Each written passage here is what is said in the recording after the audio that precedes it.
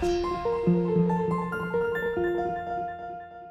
guys, Jeff here with Zip Hearing. We are the place to buy hearing aids online with local service included. And today I want to talk about how to avoid being misled into believing you need new hearing aids. And here's why I want to make this video. The other day I got a call from a guy and the first thing he said to me was, "I want to know if I'm being scammed."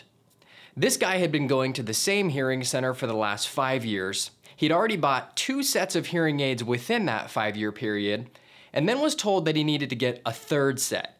So potentially 3 sets of hearing aids in 5 years, that's kind of crazy.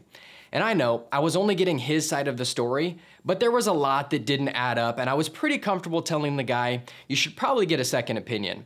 And when he took my recommendation and the new hearing provider simply looked in his ears and saw that he was completely plugged up with wax, I knew it was the right call. His current hearing aids were working perfectly. So in this video, I'm gonna give a couple of quick tips to help you figure out if you actually need to get new hearing aids or if someone just wants to sell you a new set. So if you have hearing aids that are only a few years old and you're told one of these 3 things, just pause before you buy anything.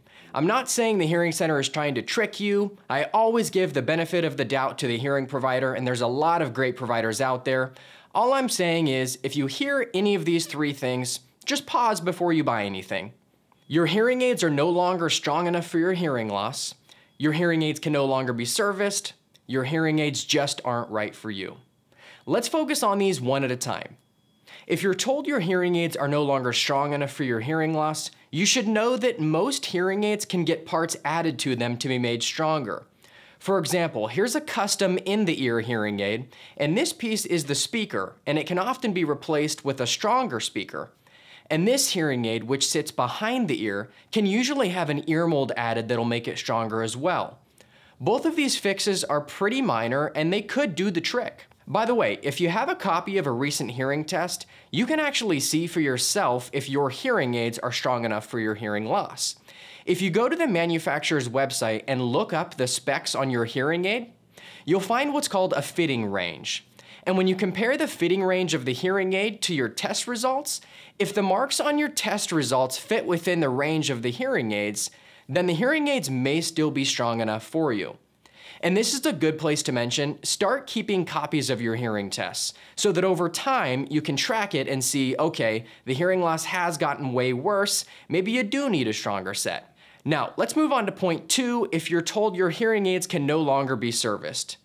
If your hearing aids are less than 10 years old, they can usually still be serviced. So if you're told that they can't be, I recommend you contact the hearing aid manufacturer, ask them yourself, they'll let you know.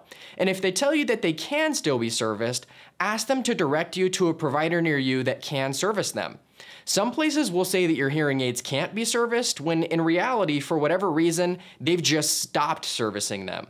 But whether it's a repair needed or reprogramming, if your hearing aids are less than 10 years old and you're told this, do a little homework first, don't assume that it's true.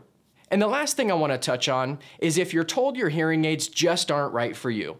Now I hesitate to even mention this one because there's actually a few cases where this could be true. For example, a lot of people, the first time they buy hearing aids, are real concerned with cosmetics.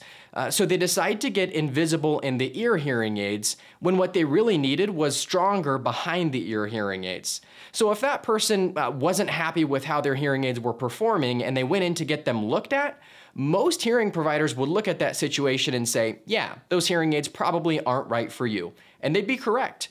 Or another reason it could be true that your hearing aids may just not be right for you is sometimes even with a properly programmed, relatively new set of hearing aids, trying a different hearing aid, usually a different brand, will get you better results. You know, every manufacturer processes sound a little bit differently, and sometimes just switching hearing aid brands will get you an improvement. But the reason I still think you should pause if you're told your hearing aids just aren't right for you is because I do unfortunately often see this being used as just a tactic to convince someone to buy new hearing aids. For example, if you're not happy with your hearing aids and you take them in for a new provider to look at, well, maybe the brand of hearing aid that you have is not that hearing provider's favorite brand. So by default, that provider then thinks that everyone that's not in their favorite brand, whatever that is not in the right hearing aid, end of story. That scenario I actually see happen quite a bit. Someone will be wearing a hearing aid that is still a very good set, relatively new. They'll go to a new provider. That provider loves a particular brand and kind of bashes other brands. And then the customer walks away feeling like they're not in the right hearing aids and they need to get new ones. But the truth is, all major manufacturers today make great hearing aids, and there's very little difference between them. So if you're told that you're not in the right hearing aid and you should switch to a different brand and your hearing aids are relatively new, my advice would be first, contact the manufacturer of your current hearing aids. Ask them to refer you to a provider near you that they'd recommend. The manufacturer is going to send you to a provider that thinks highly of their brand and may be able to get them working better for you.